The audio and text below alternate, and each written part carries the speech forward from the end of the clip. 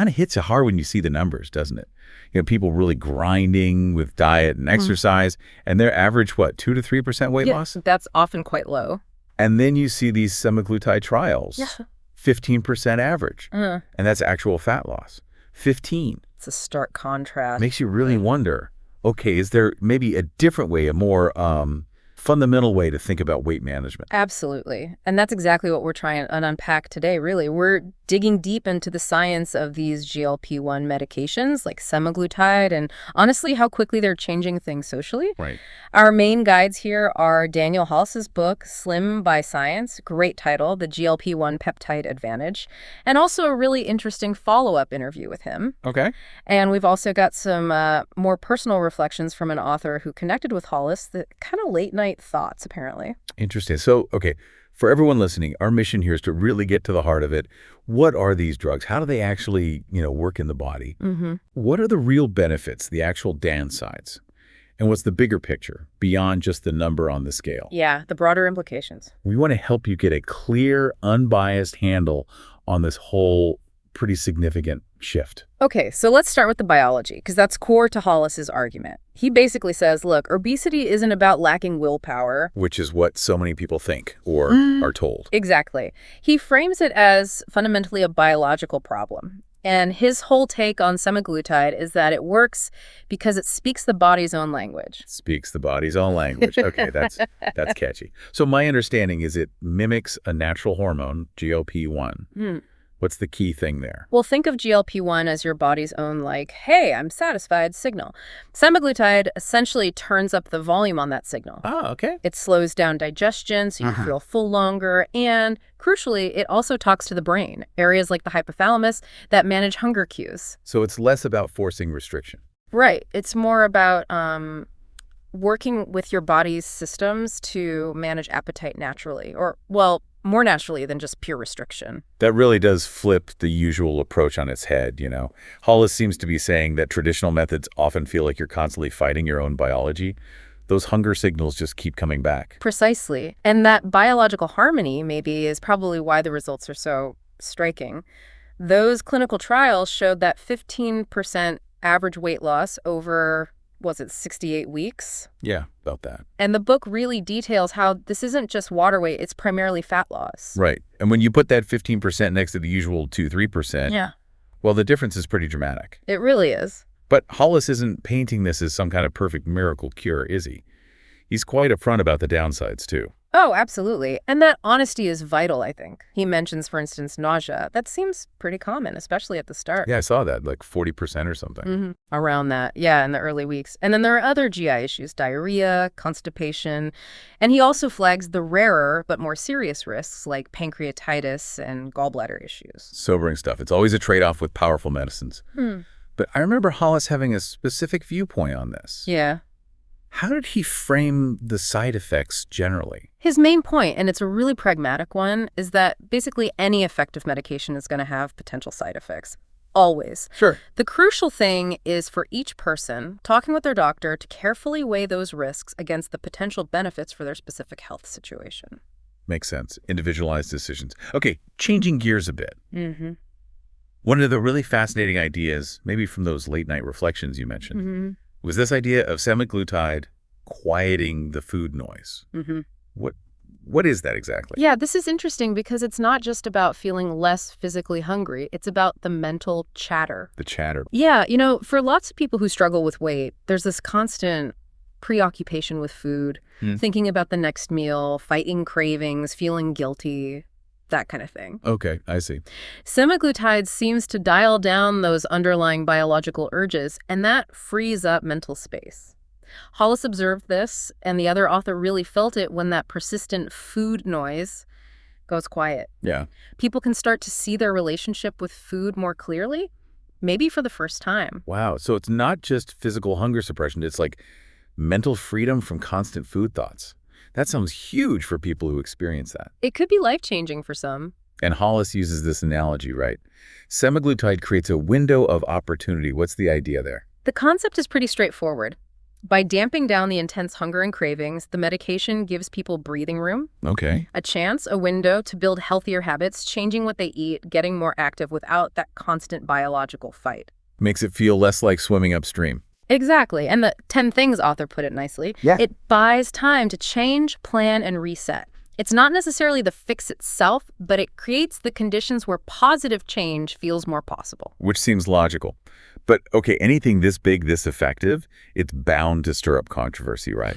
And we've definitely seen that. It went from medical news to, like, celebrity gossip almost overnight. That speed is part of the problem, Hollis thinks. He talked about a dark side emerging from this rapid cultural shift. A dark side? Like what? Well, you're seeing things like counterfeit drugs popping up, which is dangerous. Definitely. Questionable compounded versions without proper checks. And these semaglutide mills, places maybe pushing the drug with minimal screening or follow-up. Right, like quick fix clinics without the proper medical contact. Yeah. And Hollis was worried about the focus changing too, wasn't he? Yeah, his big concern is that the conversation shifted too quickly from treating obesity as a serious medical condition to using these powerful medications just for cosmetic reasons, chasing a certain body type. Right. And who does he argue really gets the most medical benefit? It's not necessarily just someone wanting to lose 10 pounds for summer, right? No, absolutely not. He really emphasizes that the biggest health wins are seen in people with obesity-related conditions. Right. Like improvements in blood pressure, less joint pain, much better diabetes markers.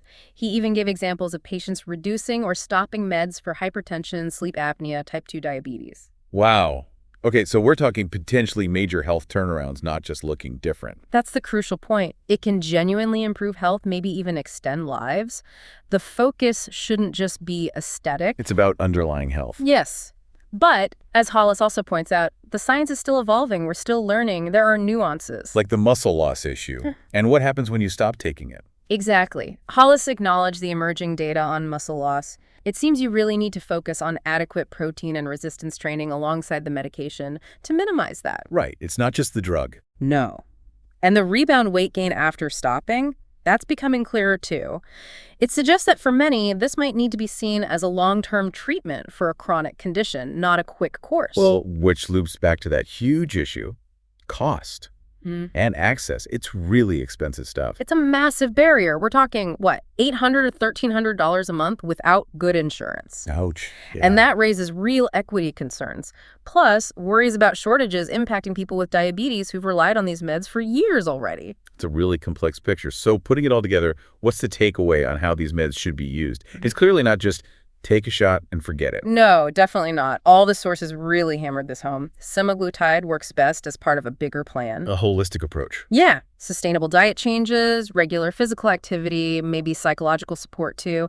And that author really stressed being psychologically ready before stopping to handle potential rebound. That makes sense. And we need to remember, success isn't only about the number on the scale either. Absolutely. Both Hollis and the other author talked about tracking other wins. What kind of things? Changes in waist or hip measurements, sleeping better, joints hurting less, better lab results, just finding it easier to move around day to day. Yeah, focusing on overall well-being, quality of life improvements. That feels healthier. Totally. And that author, the one who interviewed Hollis, had some really sharp insights about the psychology, especially differentiating hunger from emotional eating. Yes, that distinction seems key for many users. The drug helps clarify, is this real physical hunger, or is it a craving driven by stress, boredom, sadness, whatever? Hollis pointed out that when the physical drive is lessened, people often get a chance to actually see the emotional reasons behind some of their eating patterns. It can, bring those dependencies into focus. So the drug is a tool that can kind of reveal things, physically and emotionally. But Hollis was super clear. It is just a tool. Crystal clear. It's not magic. It creates that window. Yeah. But you still have to do the work, build the habits, make the changes for it to stick long term. Effort is still required. Absolutely. And Hollis took it even deeper, suggesting real lasting success often involves an identity shift. An identity shift. What does he mean by that? It's about sort of growing into a new sense of self. Yeah. One where healthier choices feel natural, like they're just part of who you are now. So it's not just doing healthy things, it's being a healthy person internally. Kind of, yeah. It's evolving how you see yourself, so prioritizing health becomes fundamental, not just a temporary project. That's a powerful idea. And the author's reflections ended on that note too, didn't they? Something about a window to become who you want to be. Yes, it's this idea that maybe this biological reset offers a chance to rewrite old patterns, not just with food, but with yourself. Hollis put it so well. Recovery is nonlinear, but deeply human. Okay, so pulling it all together from this deep dive, semaglutide seems like a really big shift in how we understand and treat obesity, seeing it more clearly as biological. These meds can offer huge weight loss, real health benefits for many. Yeah. But they're definitely not simple. Side effects, the cost, the potential for misuse, it's all part of the story. And maybe the truest value, as we've sort of discussed, is that opportunity. It provides that window to build healthier habits and maybe even reshape your relationship with food and yourself. And thinking about the bigger picture, Hollis left us with a really important, maybe even troubling question to consider, didn't he? He did. It really makes you think. His question was essentially, are these powerful medications going to be used to truly improve health for those who need it most? Or will they end up making health inequalities even worse, widening the gap between those who can access them and those who can't? It's a critical question for society. Absolutely. So for everyone listening, definitely something to think about. Maybe do some more reading. And if this connects with your own situation, have a really good informed chat with your doctor. For sure. Because this whole story is clearly still evolving. Yeah. And staying informed feels more important than ever.